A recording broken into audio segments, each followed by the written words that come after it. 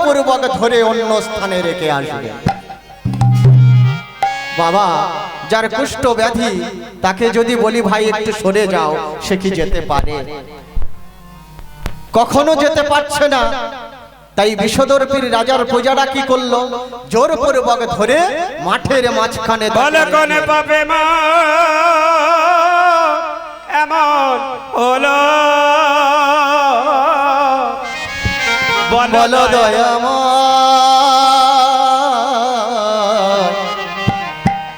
বলো দয়াময় আমার, বলো দয়াময়। বলো কোনে পাবে মা এমন হলো, বলো দয়াময়, বলো দয়াময় আমার, বলো দয়াময়। জীবনটা মেরো বাতি,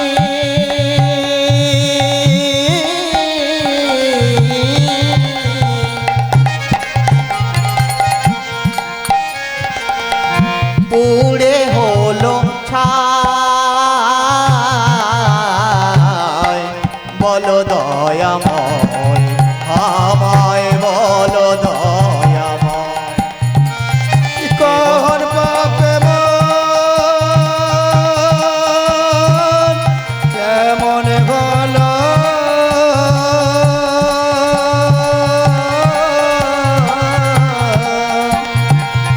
বলো দয়াময়,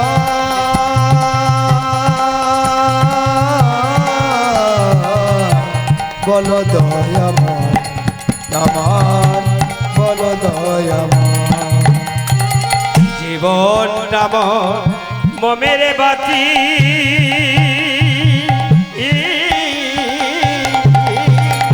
রাধে রাধে। পড়ে হবে খাই, বলো দয়াময় আমায়, বলো দয়াময়। বলে দাও, বলে দাও,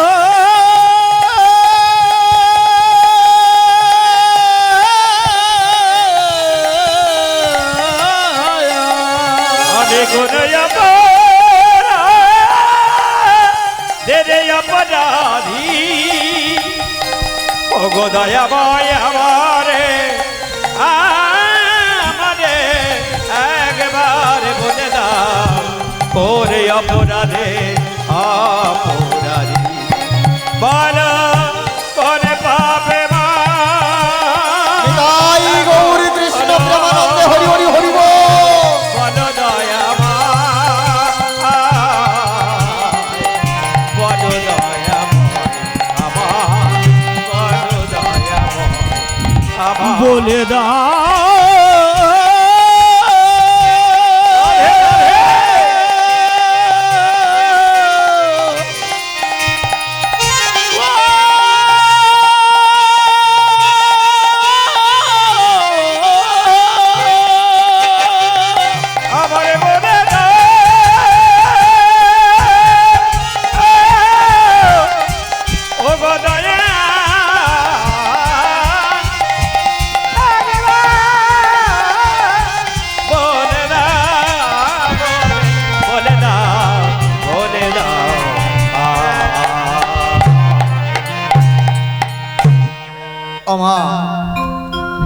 যখন বিষদর্পী রাজার প্রজারা সেই বৈষ্ণব ঠাকুরকে ওই মাঠের মধ্যে রেখে চলে এসেছে, যখন রাজপ্রাসাদে উপস্থিত হয়েছে,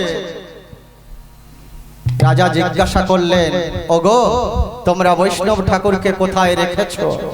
প্রজারা বললেন, শুনুন মহারাজ, ওই মাঠের মাঝখানে আমরা তাকে রেখে এসেছি। দেখতে দেখতে বেশ কিছুদিন কেটে গেল মা। যেতে যেতে যে কুষ্ঠ ব্যাধি ওই বৈষ্ণব ঠাকুরের হয়েছিল, সেই কুষ্ঠ ব্যাধি শুরু হয়েছে বিষদর্পী রাজা। কেন গো? বৈষ্ণব অপরাধে তার সর্বাঙ্গে কুষ্ঠ ব্যাধি শুরু হয়েছে। সমস্ত রোজা ডেকে বদ্যি ডেকে চিকিৎসা করালেন, কিন্তু কোনো মতে সুস্থ হলো না ওই বিষদর্পী রাজা। এমন সময় ওখানে নারদ মুনি উপস্থিত হয়েছে। বিষদর্পী রাজা কি করলেন? নারদ মুনির চরণ শরণ নিয়ে বলছে, হে মণিবর, আমার তো এই সর্ব অঙ্গে কুষ্ঠ ব্যাধি, বলুন না আমি কি কোনো উপায়ে মুক্তি পাবো না? আমার এই রোগ কি সারবে না? নারদ মুনি বললেন, শোনো, তোমার এই কুষ্ঠ ব্যাধি সারার একটি মাত্র কারণ, সে হলো ওই ব্রহ্ম সরোবর হতে এক রাজহংসী বা রাজহংস এনে তাকে হত্যা করে তার মাংস তোমাকে পান করতে হবে। কি আশ্চর্য কথা! ব্রহ্ম সরোবর হতে আনতে হবে, বেশ তাই হবে। বিষদর্পী রাজা সুস্থ হওয়ার জন্য তার প্রজাদের ডেকে বললেন, শোনো, তোমরা যদি ওই ব্রহ্ম সরোবর হতে একটি রাজহংসী বা রাজহংস আমাকে এনে দিতে পারো, যে যা চাইবে আমি তাকে তাহা দেব, এমনকি যদি আমার রাজত্ব চাও আমি তাকে দিয়ে দেব। বাবা, দিন দরিদ্র থেকে ধনী সবাই ছুটতে চলেছে ওই ব্রহ্ম সরোবরে। কিন্তু জানেন মা, ওই ব্রহ্ম সরোবরে একটি রাজহংসী আর রাজহংস ওই দুটিই বাস করত। তারা কখনো বৈষ্ণব ছাড়া দেখা করত না। রাধে রাধে।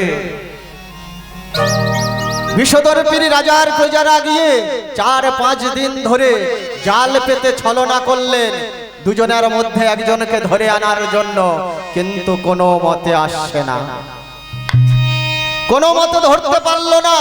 তখন গ্রামের মানুষকে জিজ্ঞাসা করছে, হ্যাঁ গো, এত সুন্দর সুন্দর আহার এনেছি, খাবার দিয়েছি, কিন্তু ওরা দুজন তো কেউ আসছে না, এর কারণ কি বলতে পারো? তখন গ্রামের মানুষ তাদেরকে বললেন, শোনো, ওই রাজহংসী আরে রাজহংস ওরা দুজন বৈষ্ণব হাতে ছাড়া কখনো সেবা করে। হরি বল, হরি বল। ওমা, বিষদর্পী রাজার প্রজারা কি করলেন? সেখান থেকে জাল গুটিয়ে নিয়ে ফিরে এসেছে। কিছু দূরে এসে তারা কি করলেন? ছলনা করলেন। কেমন করে? তারা সবাই বৈষ্ণব সাজ সেজেছে। বৈষ্ণব সাজ সেজে ধীরে ধীরে গিয়েছে ব্রহ্ম সরোবরের দিকে।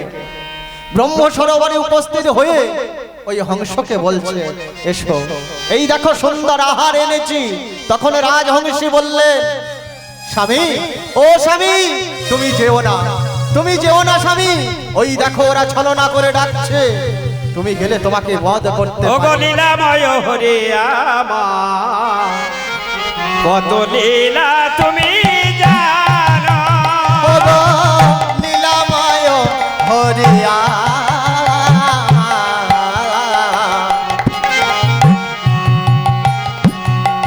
কত লীলা তুমি জানো। ও গো লীলাময় হরি আমার, কত লীলা তুমি জানো। ও গো লীলাময় হরিয়া, কত লীলা তুমি জানো। তুমি করে বাহাসাও, করে বাকাদা, তুমি কারে বহসো, করে বকাদা, করে বাহাসাও, করে বাকাদা। করে বয়াঘাত হান। ও গো লীলাময় হরি আমার, কত লীলা তুমি জানো। ও গো ময় হরি আমার, কত লীলা তুমি জানো। হে লীলাময়, লীলাময় হরি আমার, একেবারে বলে তাই গৌর কৃষ্ণ প্রেমানন্দে হরি হরি হরি বল। বলে রা স্বামী, স্বামী, ও ও স্বামী, তুমি যেও না স্বামী, তুমি যেও না। ওই দেখো, নিশ্চয়ই ওরা ছলনা করে তোমার বধ করার জন্য বৈষ্ণব সেজে এসে তোমাকে ডাকছে। তখন সেই রাজহংস কি বলেছিল জানো মা? রাজহংস বলেছিল, ছলনা করে এসেছে ঠিকই, কিন্তু শাস্ত্র তাদের বৈষ্ণব। এই মুহূর্তে যদি ওই বৈষ্ণব ডাকে আমি না উপস্থিত হই, আমার অন্তর্যামী ভগবান আমার উপরে রাগ করবে। ওরা যদি আমাকে বধ করে, আমি ভগবানের জন্য আমার নিজের প্রাণ বিসর্জন দিতে হরি বল, হরি বল। কিন্তু বৈষ্ণবকে আমি অপমান করতে পারবো না। ধীরে ধীরে রাজহংস এসেছে, আর যখন এসেছে সেই সুন্দর সুন্দর আহার সেবা করার জন্য আহার সেবা করছে। এমন সময় ছলনার বৈষ্ণবগুলো কি করলো মা? সেই রাজহংসকে ধরে তাকে বধ করতে চাইল। যখন তাকে প্রাণে মারতে চাইল, রাজহংস করজোড় করে বললে, ওগো প্রভু, তোমরা আমায় মেরো না। কিসের জন্য আমায় মারছো গো? বলো না, কেন আমায় বধ করতে চাইছো? বিষদর্পী রাজার প্রজারা বললে, শোনো, আমাদের রাজা বিষদর্পী, তার সর্ব অঙ্গে কুষ্ঠ ব্যাধি। ধীরে ধীরে সে অসহায় হয়ে পড়েছে, চলতে পারছে না। তাই একজন আমাদেরকে বিধান দিয়েছে, যদি তোমাদের মধ্যে কাউকে নিয়ে তার প্রাণ বধ করে তার মাংস এই রাজা বিষদর্পীকে সেবন করানো যায়, তাহলে সে সুস্থ হয়ে যাবে। বেশ, আমাকে যখন বধ করতে চাও, তোমাদের রাজা সুস্থ করতে চাও, তাহলে আমার একটা অনুরোধ রাখবে ভাই। কি অনুরোধ? শোনো, আমাকে মেরে যদি তোমাদের রাজার কাছে নিয়ে যাও, তাহলে ধন পাবে। আর যদি আমার প্রাণে বাঁচিয়ে রাজাকে সমর্পণ করো, তাহলে তোমরাও ধন সম্পদ পাবে। তাহলে মিছা আমার প্রাণে বধ করো না। আমি তোমাদের সাথে যেতে চাই, চলো, আমাকে নিয়ে তোমাদের রাজার করে দান করো। প্রজারা বললেন, ঠিক কথা, যদি একে বধ করে নিয়ে যায়, তাহলে মহারাজ আমাদের সোনা দানা দেবে। আর যদি জীবিত নিয়ে যায়, তাহলেও তো সোনা দানা দেবে। বেশ, এর কথা মতো একে বধ করব না, জীবিত নিয়েই চলি। গিয়েছে বাবা, রাজপ্রাসাদে উপস্থিত হয়েছে।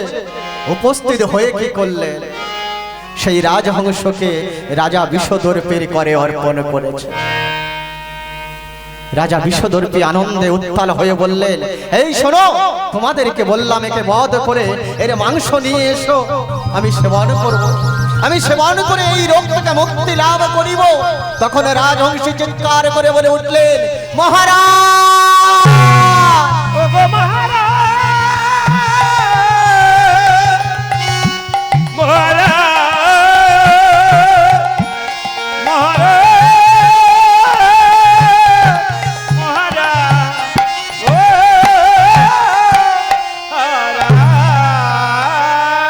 মহারাজ, ভুল সিদ্ধান্ত নিয়েছেন আপনি যদি আমাকে বধ করে আমার মাংস সেবন করেন, কখনো আপনার ব্যাধি থেকে সুস্থ হবে না, মুক্তি পাবে না আপনি। আমার কথা রাখুন মহারাজ। বিষদর্পী রাজা সঙ্গে সঙ্গে রাজহংসের চরণে পড়ে বললেন, প্রভু, আমি যে আনতে বলেছি ওই ব্রহ্ম সরোবর হতে, তোমার কাছে করজোড়ে মিনতি করছি, আমায় একটি উপায় বলে দে, যাহার মধ্য দিয়ে আমি মুক্তি লাভ পাই, মুক্তি পেতে পারি। তখন বললেন সেই রাজহংস, তখন রাজা বিষদর্পীকে বললেন, শুনুন মহারাজ, এই রোগ থেকে আপনি মুক্তি পেতে পারে, তার একটি মাত্র শর্ত আছে। যদি কোনো ব্রাহ্মণ বৈষ্ণবের চরণ ধৌত করে এনে আপনি আপনার রাজত্বে দাঁড়িয়ে আপনি সেবন করতে পারে, তবেই এই কুষ্ঠ ব্যাধি হতে আপনি মুক্তি পাবে। রেছে না যদি যায় বছরা, হায় গো, আদরে হবে ব্রজধার, হায় গো, আদরে হবে ব্রজ ব্রজধা কৃষ্ণ যদি যায় মথুরা হায় গো আধারে হবে হায় গো আধারে হবে পথের ধুলায় লতায় ও পাতায় রোজের ধুলায় লতায় পাতায় লেখায় আছে কৃষ্ণ নাম। হায় গো আধারে হবে রাধে রাধে আর কৃষ্ণ যদি জয় মথুরা